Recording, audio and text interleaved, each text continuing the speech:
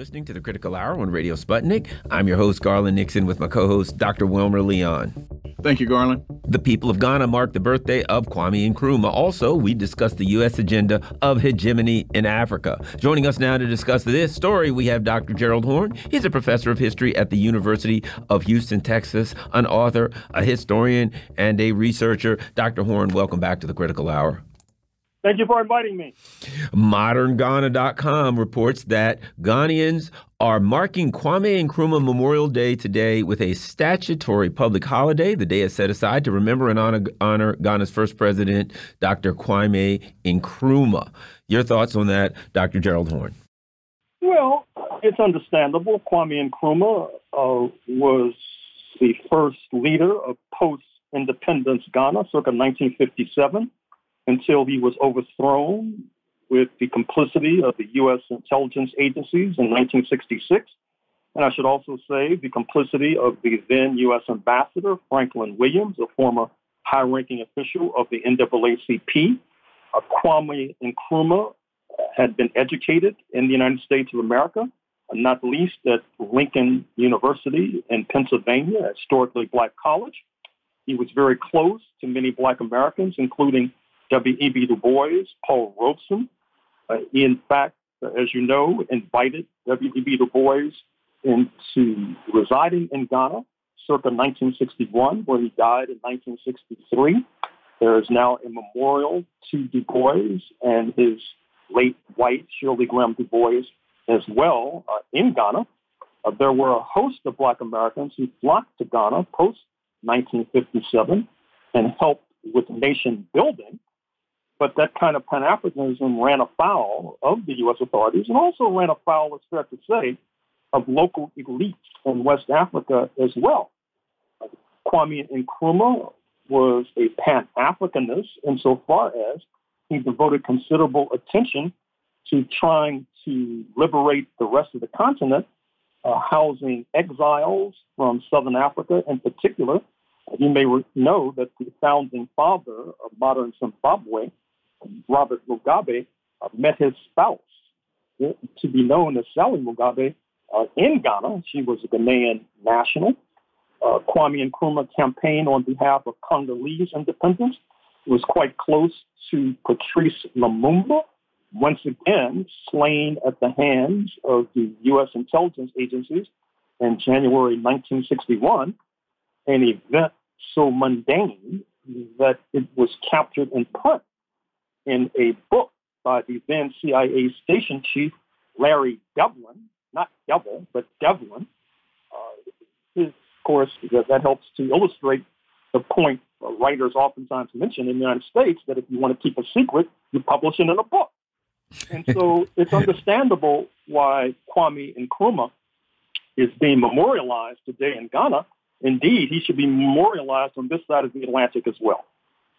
Talk about a little bit about the relationship between Nkrumah and Dr. King, because I believe that his speech, The Birth of a New Nation, Dr. King's speech, Birth of a New Nation, was based upon the liberation of Ghana.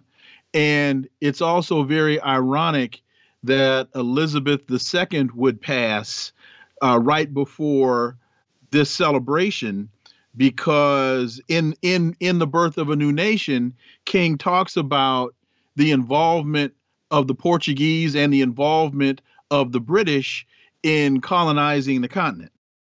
Well, Dr. King was relatively unique amongst the so-called mainstream leadership of the anti-Jim Crow movement. The leadership of the NAACP, as suggested a moment or two ago, oftentimes were hostile, if not neutral, towards the idea of African liberation. I mentioned Franklin Williams, for example, the NAACP official implicated in the coup that toppled Mr. Nkrumah in early 1966. But Dr. King not only was in solidarity with Ghana, if I'm not mistaken, he arrived in Accra in March 1957 on the eve of independence. That's probably true, since there was a very sizable U.S. delegation arriving at that time. And as well, in his sojourns abroad, he oftentimes was visited by anti-apartheid leaders as well, particularly in London. So I think that part of the greatness of Dr. King was that he was able to walk that tightrope that so many were unable to do. That is to say, to be involved in the mainstream of the anti-Jim Crow movement, to be, in fact, invited to meet with the U.S. president, but at the same time, not turning his back upon those who were struggling against colonialism on the continent. Pepe Escobar has thesaker.is has a great article, The Real U.S. Agenda in Africa. Forget development. Washington's primary interest in Africa today is keeping the Chinese and Russians out. Your thoughts, Dr. Horne? Well, that's clear. I mean, that was made clear when Sergei Lavrov, the Russian foreign minister, visited Uganda, and President Museveni of Uganda told one and all that he had his own enemies. He did not need to take advice on who should be his enemies with regard to joining the sanctions crusade against Russia.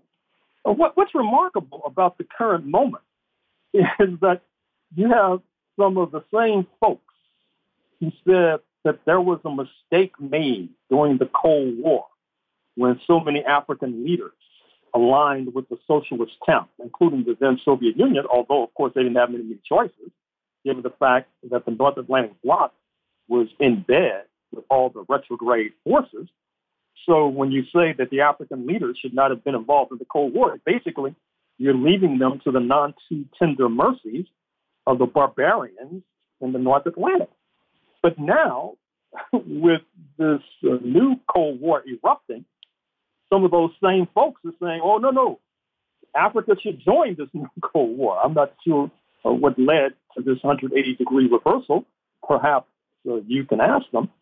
But in any case, this situation now is more dire for the North Atlantic Bloc because with their boycott of Russia, that means they're turning more towards Africa for energy, Algerian natural gas. We just saw the New Deal brokered with Nigeria and natural gas with pipelines leading thousands of miles to Southern Europe, titanium from South Africa, etc.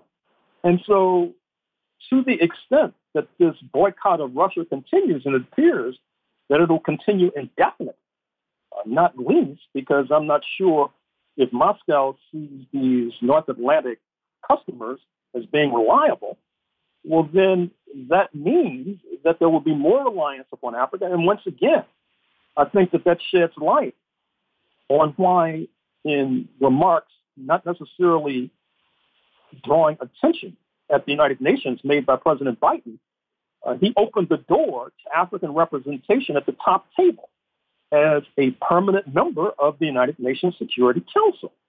I think that on the one hand, it reflects a certain kind of weakness of the North Atlantic countries. They feel they need backup to confront the Moscow-Beijing axis, supplemented by the Shanghai Cooperation Organization and BRICS, Brazil, Russia, India, China, South Africa. And it also is a bid to try to solidify the control, or at least access, to the vast and ample natural resources of Africa. We shall see what unfolds. Although, if I were a betting man, I would be pessimistic about the chances of the North Atlantic countries to gain a stranglehold over these natural resources as if this were 1966 and the Nkrumah coup all over again. The real U.S. agenda in Africa is hegemony. One could also argue that the real U.S. agenda in Europe is hegemony, as there are many who will argue that the real motivations behind the United States right now in Europe is to destabilize the EU economy so that the United States can have many of those businesses and industries either be bought by American interests or moved to the United States, and of course, have Europe move away from Russia as its energy source and start buying its natural gas from the United States? Well, unfortunately, we're not on camera. If we were, I could turn my camera to the streets of Houston, and you would see energy executives literally dancing in the streets at the prospect of controlling the liquefied natural gas market to Germany in particular. I should add the important footnote that the region where this liquefied natural gas is being exported from, speaking of the corridor leading from southeast Texas into Louisiana, you've had a number of explosions of late at these port facilities, although there has not been keen reportage of what went into that and what it really suggests. But I would make the prophecy that it's not necessarily good news for the people in this part of North America. The problem for these Western European countries is that they basically played a bad hand.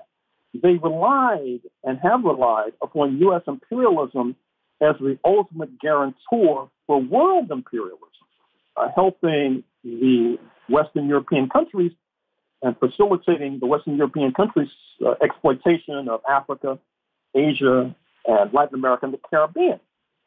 But I think they might have underestimated the cowboy element in Washington.